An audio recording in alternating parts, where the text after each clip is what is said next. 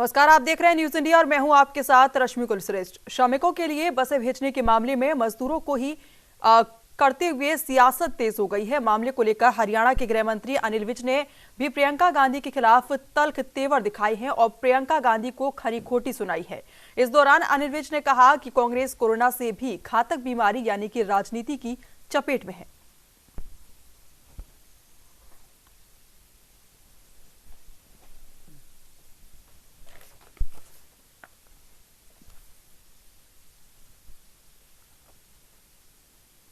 तो आपको बता दें कि श्रमिकों के लिए बसें भेजने के मामले में मजदूरों को लेकर सियासत तेज हो गई है। मामले को लेकर हरियाणा के गृह मंत्री अनिल विज ने प्रियंका गांधी के खिलाफ अब ये तल्ख तेवर दिखाए हैं और उन्होंने प्रियंका गांधी को खरी खोटी सुनाई है।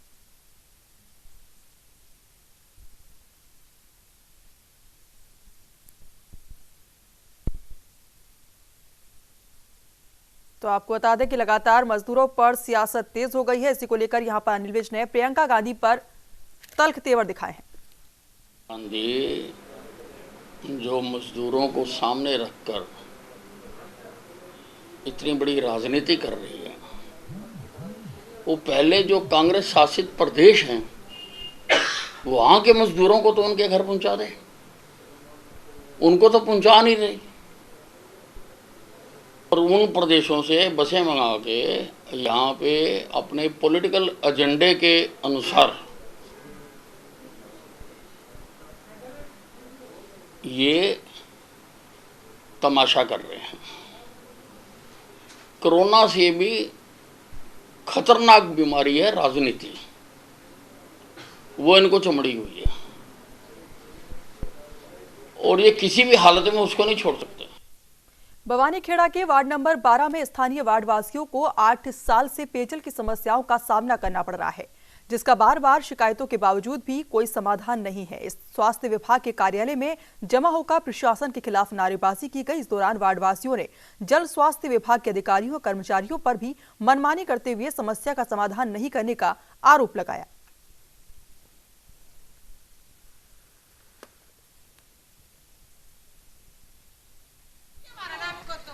चक्कर काट रहे हो, मगर बार बार आने के बाद ही कोई भी अधिकारी हमारी सुनने के लिए तैयार नहीं है। जो कि पिछली जो बवानीखेड़ा के अंदर आए थे उनके सामने भी हमने ये मुद्दा रखा था। उन्होंने आश्वासन दिया था कि आपकी पाइपलाइन नई 6 इंच लाइन बिछवा दी जाएगी, जो कि सिर्फ जातीय दिवस की भावना को अधिकारियों ने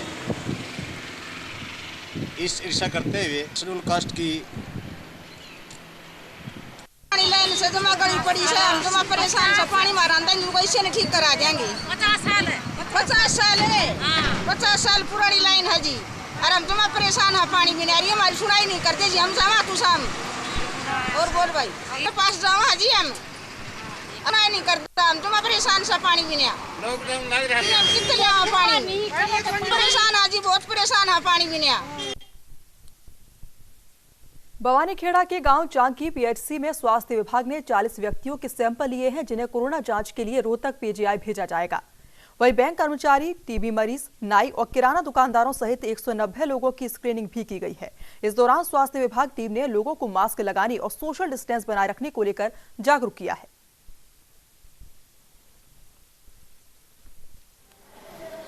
90 लोगों की स्क्रीनिंग करी है और 40 सैंपल लिए गए हैं।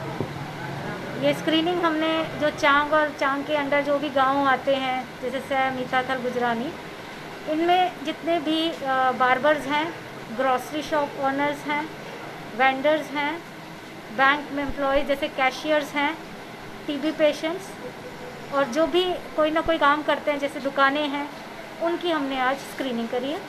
कुछ हमने रैंडम सैंपल्स भी उठाए हैं, कुछ हमने जो सस्पेक्टेड थे उनके भी सैंपल। राजस्थान के बारां की लहसुन मंडी चीपा बड़ौदा में बिना टोकन के लहसुन बिकना शुरू हो गया है, जिसके चलते मंडी में लहसुन की बम्पर आवक हुई है। नेशनल हाईवे 90 पर माल लेकर आने वाले ट्रैक्टरों की लंबी कतारें लगी हुई हैं, जिससे आम जाम की स्थिति बन गई है। वहीं कोरोना वायरस को देखते हुए मंडी में सोशल डिस्टेंसिंग का भी पालना नहीं की जा रही है। यहाँ अन्य जिलों के किसान भी लहसुन बेचने अच्छी खासी तादाद में आ रहे हैं।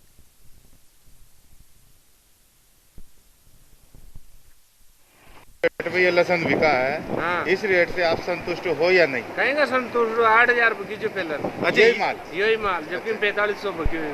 आज 4500 बिका, 4500। इसका कारण अब पता है क्या? आज ये ज्यादा ट्रैक्टर आने की वजह से ज्यादा ट्रैक्टर आपस से जान गए डाउन है क्या, एकदम लहसुन ज्यादा आगे उससे डाउन कर दिया इन्होंने व्यापारियों ने।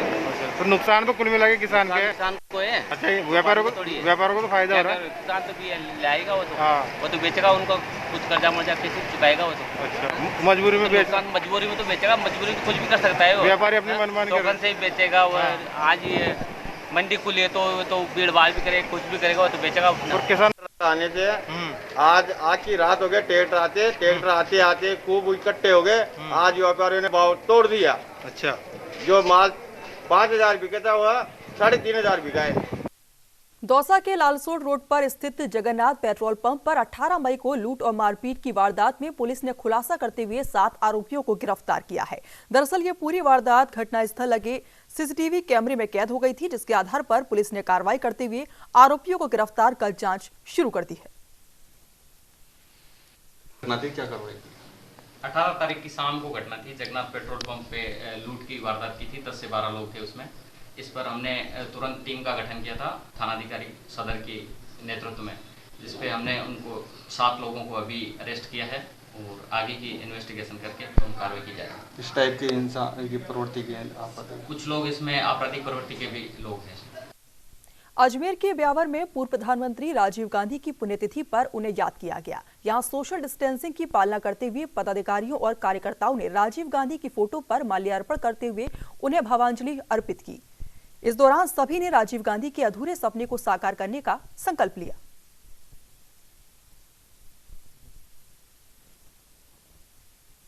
जयपुर में महाराष्ट्र मुंबई से आए हुए प्रवासियों के कारण रेनवाल तहसील में कोरोना वायरस ने दस्तक दे दिए है।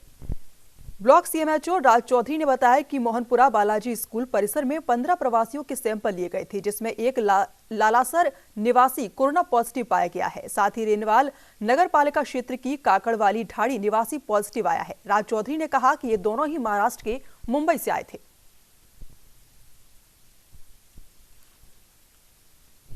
जयपुर में लॉकडाउन का चौथा चरण जारी है। जयपुर में कर्फ्यू क्षेत्र को छोड़कर बाहरी क्षेत्रों में कई छूटें दी गई हैं।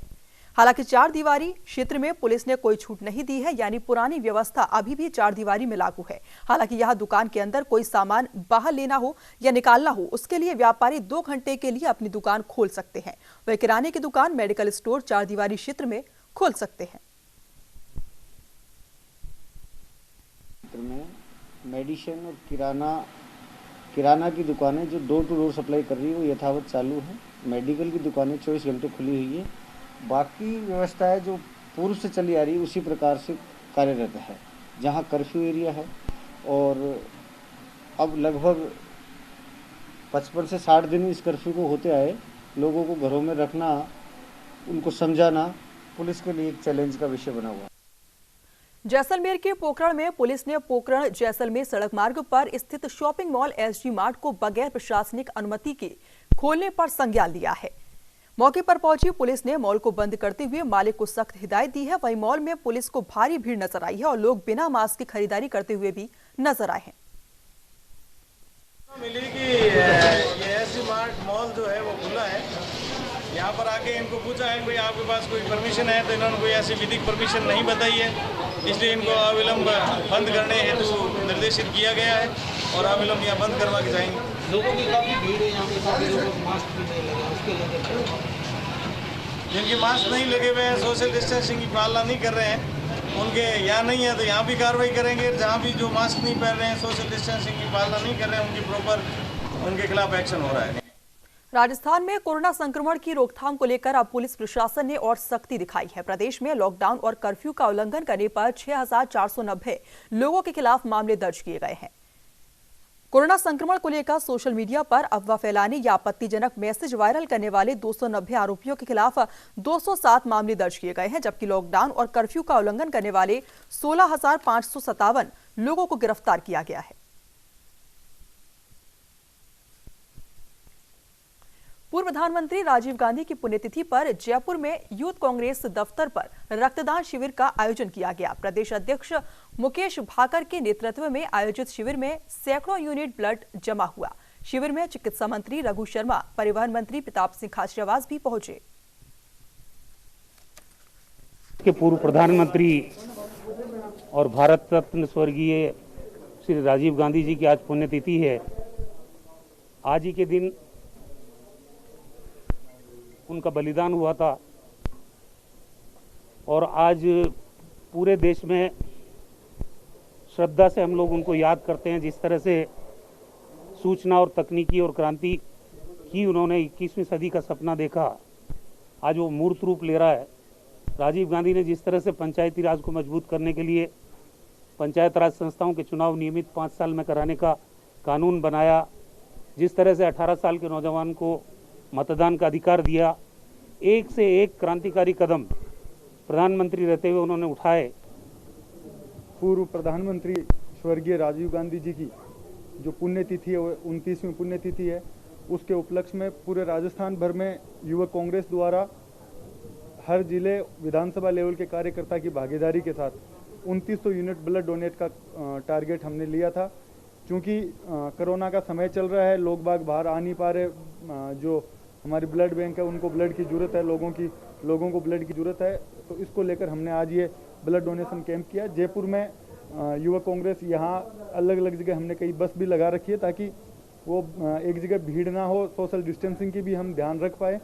और मुख्य तौर पर जब लोगों को आज ज़रूरत है, वो नेता जिसने इस देश को एक नई संचार क्रांति का आगाज़ किया, वो नेता जिसने इस देश में भाईचारे का संदेश दिया और देश को आगे बढ़ने का संदेश दिया, तो उनके आज इस बलिदान दिवस पर युवक कांग्रेस द्वारा उनके बलिदान को याद रखते हुए ये ब्लड डोनेशन का कैंप रखा गया। इसके अलावा भी युवक कांग्रेस द्वारा आज एक नई अभियान की आगाज किया गया कि न्याय योजना।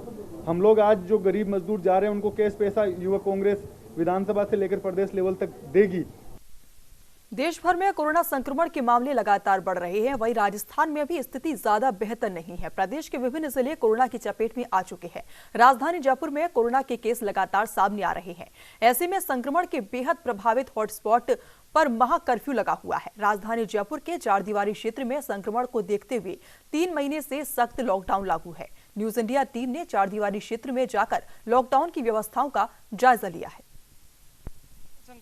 की वजह से पूरे देश में स्थितियां इस समय खराब है। राजधानी जयपुर में भी लगातार मामलों में इजाफा हो रहा है। लगातार सरकारें और आमजन इस महामारी से लड़ रही है। 4 दीवारी क्षेत्र में लगातार जो मरीजों की संख्या है वो तेजी से एक समय बढ़ी और अब स्थितियां लॉकडाउन 4 में सामान्य होती नजर आ रही हैं। इस समय हम छोटी चौपड़ इलाके में वहाँ देख सकते हैं किस तरह सड़कों पर जो यातायात है ये सुचारू होता हुआ नजर आ रहा है। चारों तरफ जहाँ एक समय सन्नाटा पसरा हुआ नजर आ रहा था, अब लोग घरों से बाहर निकलकर अपनी जरूरत के सामान लेने के लिए बाजारों का रुख कर चुके हैं। वहीं दूसरी ओर प्रशासन ने और सरकार ने इस क्षेत्र में जो बाजार हैं उन्हें अभी एहतियात के तौर पर बंद रखा है। वहीं सामान्य रूप से अगर बात की जाए तो इस क्षेत्र में जो मरीजों की संख्या है वो काफ़ी बड़ी थी। इसी को ध्यान में रखते हुए सरकार ने जो लॉकडाउन के समय में सुरक्षा व्यवस्था थी, यहाँ चाक चौबंद रखी थी और पूर्णतः प्रतिबंध इस क्षेत्र से बाहर जाने पर लगाया हुआ था। इसी को ध्यान में रखते हुए आगे भी सरकार ने इस लॉकडाउन को जारी रखा और इस क्षेत्र में पूरी तरह प्रतिबंध रखा गया है सभी चीज़ों पर। लेकिन अब देखा जा रहा है कि चारों तरफ जो ट्रैफिक है वो शुरू हो गया, लोगों का घरों से निकलना चालू हो गया। इससे संक्रमण का खतरा तो है, लेकिन लोग सुरक्षा के जो इंतजाम हैं उनको उपयोग में ले रहे हैं और लगातार मास्क और सैनिटाइजर के उपयोग से इस संक्रमण की रोकथाम के प्रयास कर रहे हैं। हमारे साथ सहयोगी दीपक चावला हैं, उनसे जानना चाहेंगे किस प्रकार के हालात इस समय जयपुर राजधानी में। देखिए, बिल्कुल लोकेश, आपने ठीक कहा कि लॉकडाउन 4 चल रहा है और काफ़ी हद तक उभर रहे हैं। 4 दीवारी क्षेत्र में महा कर्फ्यू लगा हुआ है, लेकिन यहाँ पर जो हम छोटी चौपड़ में खड़े हैं, यहाँ कुछ सड़क पे रियायत दी गई है, ज़रूरी सामान की दुकानें यहाँ खुली और इसी के चलते यहाँ पर कुछ हद तक ट्रैफिक है। लेकिन अगर अंदर जाएंगे तो अंदर भी वैसी की वैसी स्थिति, अभी भी महा कर्फ्यू लगा हुआ है। व्यापार बाजार पूरी तरह से यहाँ पर बंद है। आप देख सकते हो, आपने सुना है कि पूरे विश्व में मशहूर है कि परकोटे के बाजार कितने यहाँ पर फेमस है, लेकिन वो सारे लॉकडाउन है, सभी के इस वक्त ताले लगे हुए हैं। लेकिन धीरे धीरे अब कोरोना से जो है ये हमारा 4 दीवारी क्षेत्र उबर रहा है। उम्मीद करते हैं कि आंकड़ों में जो है कमी आ जाए और वापस से एक बार जो है हालात सामान्य हो जाए। बिल्कुल लोकेश। परकोटे के भीतर पास की सुविधा रखी गई थी। आते जाते समय पास की जांच होती थी और बिना पास के किसी को बाहर जाने की अनुमति नहीं थी। लेकिन अब देखा जा रहा है परकोटे से बाहर भी लोग बिना पास आ रहे हैं, जा रहे हैं। तो पुलिस प्रशासन को इस तरह के निर्देश दिए गए हैं, इसी तरह का कोई आदेश निकाला गया कि भाई लोगों को बाहर जाने दिया जाए, या फिर सामान्य रूप से लोगों का की आवाजाही को परेशानी को देखते हुए अब इसे सामान्य कर दिया गया? देखिए बिल्कुल लोकेश, पास की व्यवस्था तो कुछ हद तक जो है खत्म कर दी गई है, लेकिन एक निर्धारित समय है, केवल 7 बजे तक ही जो पब्लिक है वो बाहर निकल सकते हैं। 7 बजे बाद अगर निकलेगा तो उस पर कार्रवाई होगी, उसकी गाड़ी भी जब्त हो सकती है। लेकिन हाँ, यहाँ पर जो सख्ती है 4 दीवारी क्षेत्र में ज़्यादा होनी चाहिए, क्योंकि आंकड़े जो है वो ज़्यादा बढ़े हैं। लेकिन लॉकडाउन 4 में जो है सख्ती कहीं ना कम हुई है और इसी की वजह से माना जा सकता है कि आंकड़े और बढ़ सकते हैं। उम्मीद करते हैं कि जो पुलिस है, सरकार है, प्रशासन इस ओर ध्यान दे और सख्ती जो है कम से कम 4 दीवारी क्षेत्र में तो इस वक्त ज़्यादा ही करनी चाहिए, ताकि जो है जो आंकड़े उन्हें रोका जा सकता है। लेकिन हाँ, आसानी से लोग जा भी रहे हैं, आ भी रहे हैं, ऐसा नहीं होना चाहिए। इस समय मुस्लिम बाहुल्य इलाका है आसपास और ईद का समय है। बड़ा एक विषय भी रहता, बड़ा हर्षोल्लास से हर साल इसे मनाया जाता था, लेकिन इस बार कोरोना की वजह से तमाम प्रतिबंध लगाए गए। पुलिस प्रशासन ने इस समय लोगों को जागरूक करने और ईद के मौसम में जो बाजार में खरीदारी होती थी या भीड़ भाड़ होती थी उस पर कंट्रोल करने के लिए किस तरह की रणनीति तैयार की? देखिए बिल्कुल आपने ठीक कहा, हमारे मुस्लिम समाज का ये त्यौहार है। ना सिर्फ मुस्लिम समाज का, हिंदुस्तान में हर त्यौहार हम सभी का होता है। और ईद में आपको पता है कि अच्छे से मिठाइयों की दुकान खुलती है, कपड़ों की दुकान खुलती है, कई सारी खरीदारी होती है। और 4 दीवारी क्षेत्र विशेष तौर पर रामगंज, गलता गेट और ये ऐसा इलाका यहाँ पर तो बहुत ज़्यादा होती थी। लेकिन अब ऐसी स्थिति यहाँ पर नहीं है। मुस्लिम समाज के हमारे साथी, हमारे भाई है, वो भी अच्छे से जानते हैं कि समय बड़ा परेशानी का है, इसलिए वो भी समझ रहे हैं कि इस बार खरीदारी वो भी कम कर रहे हैं और अपने घर से नहीं निकल रहे हैं। और सबसे बड़ी बात, जो सामूहिक नमाज अदा होती है ईद के दिन, वो भी इस बार नहीं होने वाली है। सभी अपने घर से जो है इबादत करेंगे, अपने अल्लाह को याद करेंगे। और ये बात ठीक भी है कि भगवान अल्लाह हर जगह, हर स्थान पर, हमारे घर में, हमारे दिल में हमेशा हमारे साथ है। इसको हमें बताने के लिए कहीं बाहर निकलने की जरूरत नहीं है। और इस बार कह सकते कि एक चैलेंज जो है हमारे मुस्लिम समाज को भी है कि वो कैसे जो है सुरक्षा भी बरते और त्यौहार भी जो है बनाए। तो फिलहाल ये मैसेज यही जा रहा है कि इस बार सभी लोग जो है अपने घर में रहेंगे और घर के अंदर से ही ईद का त्यौहार बनाएंगे। तो वाकई ये जो समय बड़ा मुश्किल का समय है, लेकिन उम्मीद करते हैं समय जरूर मुश्किल है, लेकिन ये जो समय ये भी निकल जाएगा। जी लोकेश। तो ये थे हमारे साथ सहयोगी दीपक चावला, जिन्होंने हमें बताया कि राजधानी जयपुर के इस 4 दीवारी क्षेत्र में अभी सतर्कता बरतने की आवश्यकता है और जो लॉकडाउन के समय में जो सुरक्षा के सभी मापदंड है उन्हें पूरा करना आवश्यक है। लोगों में अभी भी संक्रमण का खतरा बरकरार है, इसीलिए लॉकडाउन के समय पूरी सावधानी बरतनी होगी, तभी इस कोरोना की महामारी से राजधानी जयपुर को बचाया जा सकता है, हमारे शहर को बचाया जा सकता है। सहयोगी लव कुमार के साथ लोकेश नागर, न्यूज इंडिया, जयपुर। देश के पूर्व प्रधानमंत्री राजीव गांधी को उनकी पुण्यतिथि पर पूरा देश याद कर रहा है। इस मौके पर जयपुर में कांग्रेस कार्यकर्ता सेवा कार्य में जुटे हुए हैं। प्रदेश कांग्रेस उपाध्यक्ष अर्चना शर्मा के नेतृत्व में मालवीय नगर ब्लॉक कांग्रेस कमेटी के कार्यकर्ताओं ने पुलिसकर्मियों को फ्लास्क, मास्क और सैनिटाइजर बांटे हैं।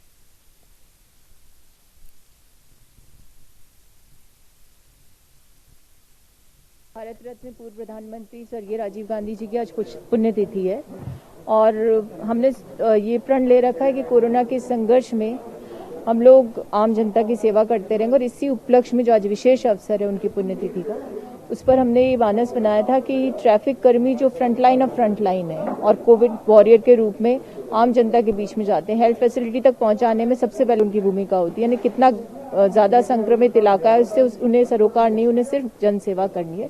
भीषण गर्मी में वो सड़क पर खड़े होकर के ट्रैफिक कंट्रोल करते हैं, कोरोना में अपना सहयोग दे रहे हैं। तो उनके लिए हम लोगों ने फ्लास्क और सैनिटाइजर, मास्क के वितरण का आज कार्यक्रम रखा है। राजस्थान में कोरोना संक्रमण को लेकर चिकित्सा मंत्री रघु शर्मा ने कहा कि राजस्थान में कोरोना संक्रमण के आंकड़े बढ़ेंगे। महाराष्ट्र, गुजरात में संक्रमण ज्यादा है, वहां आ रहे प्रवासी मजदूरों के लिए एहतियातन क्वारंटीन सेंटर बने हुए हैं, वहां से उनके सैंपल लिए जाते हैं। उन्होंने कहा कि जितनी ज्यादा जांच करेंगे उतने ज्यादा केस सामने आएंगे। राजस्थान में जांच की संख्या बढ़ा दी गई है। आंकड़े और बढ़ेंगे जब 15 लाख लोग हमारे प्रवासी राजस्थानी माइग्रेंट लेबर्स अलग अलग जगह से आएंगे। वो भी बम्बई है सबसे ज़्यादा संक्रमित जगह, अहमदाबाद सबसे ज़्यादा संक्रमित जगह, सूरत। यहाँ से जब लाखों की संख्या में हमारे राजस्थानी प्रवासी आएंगे या माइग्रेंट लेबर आएंगे तो पॉजिटिव केसेस तो बढ़ेंगे, लेकिन हमने सबसे ज़्यादा व्यवस्था चाक चौबंद की है, क्वारंटाइन की, होम क्वारंटाइन सुनिश्चित हो, उनको ऑनलाइन रजिस्टर किया जा रहा है और उनकी ट्रैकिंग की जा रही है। वहाँ गांव में जिस तरह से हमने विलेज कमेटी बनाई है, गांव का सरपंच हो, पूर्व सरपंच हो, प्रधानाध्यापक हो, हमारी जो ग्राम के सचिव है पंचायत के या पटवारी है, मेडिकल डिपार्टमेंट के जो कर्मचारी हैं, पुलिस है, सबका मिला के जो सोशल वर्कर्स हैं गांव के, सब लोगों को विजिलेट किया गया है। कोई भी आदमी आए, आने का स्वागत करो उनका, लेकिन 14 दिन का क्वारंटाइन उनका आवश्यक रूप से वो फॉलो करें। इस बात को सुनिश्चित करें। तो गांव-गांव में जागृति आई है और वो खुद ही तय कर रहे हैं कि भाई 14 दिन पहले यदि होम क्वारंटाइन है तो उसकी पालना को तोड़े नहीं। पूर्व प्रधानमंत्री राजीव गांधी की पुण्यतिथि पर जयपुर में पीसीसी कार्यालय में पुष्पांजलि सभा का आयोजन किया गया। इस दौरान पीसीसी अध्यक्ष सचिन पायलट, मंत्री प्रताप सिंह खाचरियावास समेत कई लोग मौजूद रहे।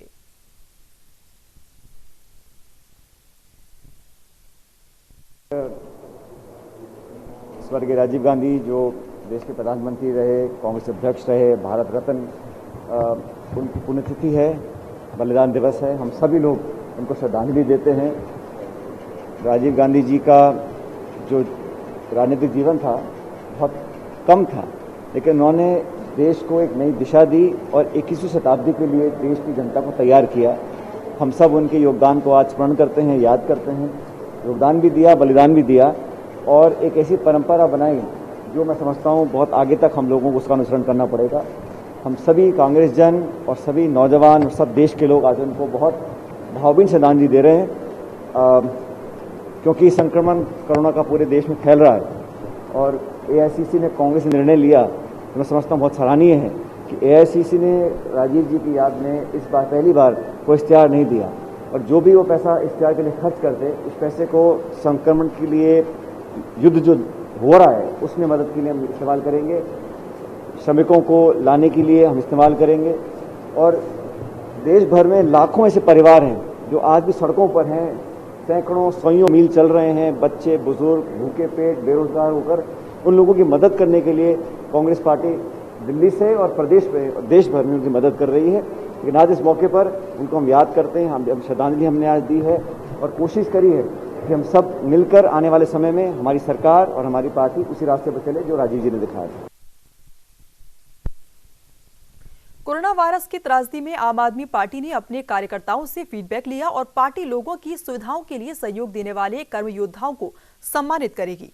जयपुर में पार्टी के अध्यक्ष रामपाल जाट ने कार्यकर्ताओं से संवाद कर जमीनी स्तर पर कोरोना के प्रभाव की जानकारी ली और उन्हें लोगों के साथ रहकर काम करने का निर्देश दिया। मिशन परिंडा के तहत पूर्व प्रधानमंत्री राजीव गांधी की पुण्यतिथि पर पूरा देश उन्हें याद कर रहा है। जयपुर में यूथ कांग्रेस कार्यालय पर यंग ब्रिगेड जिला अध्यक्ष जयपुर ग्रामीण रवि कुमार ने 21 परिंडे लगाए हैं। इस दौरान कई युवा कांग्रेस के नेता मौजूद रहे। तपती धूप और गर्मी में ये परिंडे पक्षियों के लिए पेयजल के काम आएंगे।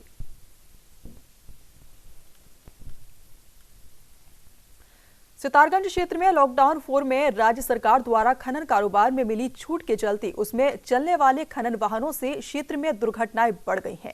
पिछले एक हफ्ते के अंदर इन खनन वाहनों से लगभग 5 लोग अपनी जान गंवा चुके हैं। वहीं अन्य वाहनों की आवागमन बढ़ने से भी क्षेत्र में दुर्घटनाएं बढ़ रही हैं। आपको बता दें कि खटीमा पानीपत राष्ट्रीय राजमार्ग में डंपर से टक्कर लगने से एक 36 वर्षीय महिला की मौत हो गई। महिला की मृत्यु हुई है एक्सीडेंटल। इसके बाद एक व्यक्ति की मृत्यु जेल में हुई है, जो हमारे संपूर्ण केंद्रीय कारागार है उसमें एक बंदी की मृत्यु हुई है और उसको भी यहाँ लाया गया है। तो थोड़ी देर में जो पंचनामा की कार्रवाई की जाएगी और इसके बाद पोस्टमार्टम के लिए सबको जो है वो खटीमा भेजा जाएगा।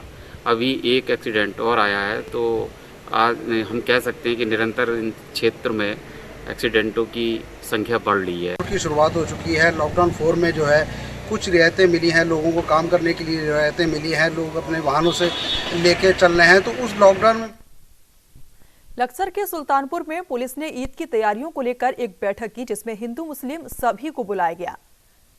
लक्सर पुलिस क्षेत्राधिकारी अविनाश वर्मा ने सभी से ईद को सादगी से मनाए जाने की अपील की। अविनाश वर्मा ने कहा कि देश में कोरोना वायरस महामारी का रूप ले चुका है, जिसकी वजह से हर रोज लोग बीमार हो रहे हैं। ईद मिलन का त्योहार है, इसे बेहद सादगी से मनाया जाए। अविनाश वर्मा ने अपील की, सोशल डिस्टेंसिंग का भी ध्यान रखा जाए। और आने वाले टाइम में ईद का त्यौहार है, तो इसके लिए जो सुल्तानपुर की जनता थी उसको सादगी से मनाते हुए और सोशल डिस्टेंसिंग को फॉलो करते हुए ईद मनाने की सलाह दी गई है, जिससे कि कोरोना वायरस का जो अभी संक्रमण फैला हुआ है उसमें कोई भी व्यक्ति संक्रमित न होने पाए और हम सब मिलकर के ईद का त्यौहार शांतिपूर्ण तरीके से मनाएं। चीन सीमा को जोड़ने वाली लिपुलेख सड़क बनने के बाद नेपाली सुरक्षा तंत्र बॉर्डर में अलर्ट हो गया है। धारचूला तहसील में काली नदी के पार छांगरू में काला पानी पर कड़ी नजर रखने के लिए नेपाल ने बीओपी बना दी है। इस बीओपी में तैनात होने वाले सुरक्षा कर्मियों को हेलीकॉप्टर की मदद से पहुंचाया जा रहा है। तहसील में काली नदी के पार छांगरू, जो कि नेपाल सरकार के अधीन क्षेत्र है, वहां पर उन्होंने एक बॉर्डर पोस्ट स्थापित किया है। इसके बारे में सूचना प्राप्त हो रही है, जो कि नेपाल के समाचार पत्रों में भी आया था। उसी को लेकर अभी हम लोगों ने जो है एक रिपोर्ट अभी तहसील प्रशासन से और एसएसबी की जो हमारी टीम है वहाँ पे तैनात, उनसे हम प्राप्त कर रहे हैं। रिपोर्ट आने के उपरांत उस पर आधिकारिक पुष्टि हम लोग कर सकेंगे। लॉकडाउन और गंग नहर के बंदी के कारण हरिद्वार के घाटों का रुका हुआ निर्माण कार्य पुनः शुरू करने की कवायद तेज हो गई है। इस दौरान अपर मेला अधिकारी हरबीर सिंह सभी ने घाटों का निरीक्षण किया और संबंधित अधिकारियों के साथ बैठक कर कार्य की प्रगति की जानकारी ली। वही व्यापार मंडल और स्थानीय लोगों से वार्ता के बाद अपर मेला अधिकारी ने कहा कि अभी 80% से अधिक कार्य पूरा हो चुका है। जल्द ही बचे हुए कार्य को लेकर जल्द ही रूपरेखा तय की जाएगी, ताकि निर्धारित समय पर सभी घाट स्वच्छ और सुंदर बन पाए। वो लगभग जिसे हमारा पीछे जो गंगा बंदी होती है उस समय हमारे नीचे का एरिया नहीं बन पाया था। पुनः जो है एक अवसर मिला था, लेकिन चूंकि लॉकडाउन शुरू हो गया था तो उस अवसर को गवर्नमेंट ने दोनों सरकारों द्वारा सोचा गया कि जब काम ही नहीं होना है तो इसलिए उसको जो है उस अवसर को समाप्त कर दिया गया था। आने वाले समय में फिर जैसे ही गंगा बंदी का एक कोई रास्ता निकलता है तो नीचे के कार्य पूरे करते हुए हमारे घाट जो है पूरे हो जाएंगे। उसका भी लगभग 80% हमारा काम पूर्ण हो चुका है। पौड़ी नगर पालिका उन पालिकाओं में शुमार हो गई है जो कोरोना संक्रमण से निपटने के लिए अपने स्तर से उठकर काम कर रही है। दरअसल नगर पालिका की ओर से पूरे क्षेत्र में शुरू से ही सैनिटाइजर के साथ साथ मास्क भी वितरित किए जा रहे हैं। नगर पालिका कर्मचारियों की ओर से 52,000 रुपए मुख्यमंत्री राहत कोष में जमा कर दिए गए हैं, जबकि नगर पालिका बोर्ड फंड से पालिका द्वारा पुलिस प्रशासन को 50 का चेक भी दिया गया है। माफ कीजिए, है कि इस समय सरकार के द्वारा, केंद्र सरकार के द्वारा, राज्य सरकार के द्वारा और तमाम जो संगठन है उनके द्वारा जो है इस महामारी से निपटने के लिए तमाम तरह के प्रयास किए जा रहे हैं। पौड़ी नगर पालिका के बारे में मैं कहना चाहूँगा कि हम नगर पालिका ने जो हमारे अस्थायी कर्मचारी हैं, इसमें सफाई कर्मियों का विशेष योगदान रहा है, उनको छोड़ते हुए हमने 52,000 का चेक जो है 25,000 माननीय अपने बोर्ड फंड से और बाकी धनराशि कुल मिला के 52,000 रुपये हमने नगर पालिका परिषद से माननीय मुख्यमंत्री राहत कोष में दिए हैं। और मैं स्वयं विधायक रहा हूं, तो पूरा विधायक के नाते मैंने अपनी 1 महीने की पेंशन 48,000 रुपये माननीय मुख्यमंत्री राहत कोष में दी है। फिलहाल अभी के लिए बस इतना ही। तमाम खबरों के लिए आप देखते रहिए न्यूज़ इंडिया।